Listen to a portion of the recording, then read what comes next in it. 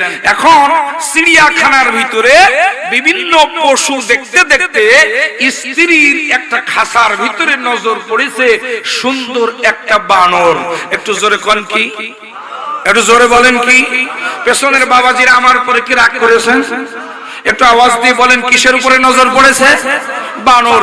তো বানরটা দেখতে খুবই সুন্দর। আমার দিনী ভাইরা, তো স্ত্রী কি করেছে?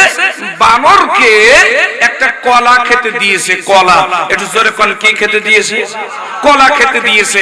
আমার দিনী ভাইরা, এখন কলাটা নিয়ম অনুযায়ী বানর গালে দেবে।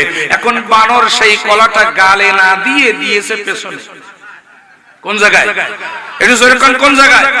গালে না দিয়ে দিয়েছে পাছায়। আমার দিনী ভাইরা, আমার বাবাজিরা, এখন এই স্ত্রীর খুব রাগ হয়ে গেছে। রাগ হয়ে যাওয়ার পরে বলছে, এই বানর তো বেয়াদব, এই বানরের মালিক আরো বড় বেয়াদব। ডাক দাও বানরের মালিককে। আমি তারে একটা কলা খেতে দিলাম এত শখ করে, আর সে কলাটা না খেয়ে গালে না দিয়ে দিল পাছায়। এই মালিকের ডাক দাও।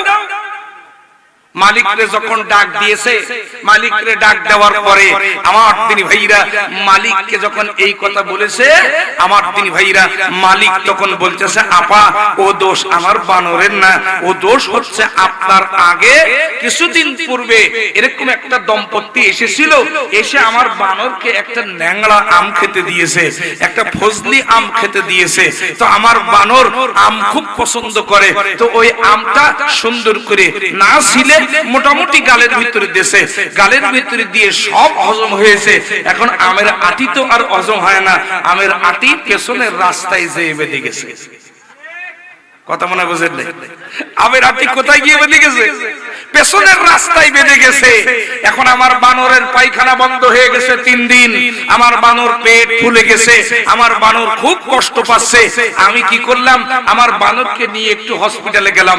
তো বানরকে নিয়ে হসপিটালে গেলে ডাক্তার, পশু চিকিৎসক আমার বানরের পাছা চিরে আমের আটি বের করেছে। আমার বানর সেই দিন থেকে খুব সতর্ক। কেউ কিছু খেতে দিলে আগে পেছনে মাপ নেয় বের হবে কিনা, এই পাশে ঢুকালে ওই পাশে বের হবে কিনা, আগে মাপ নেয় তারপরে খায়।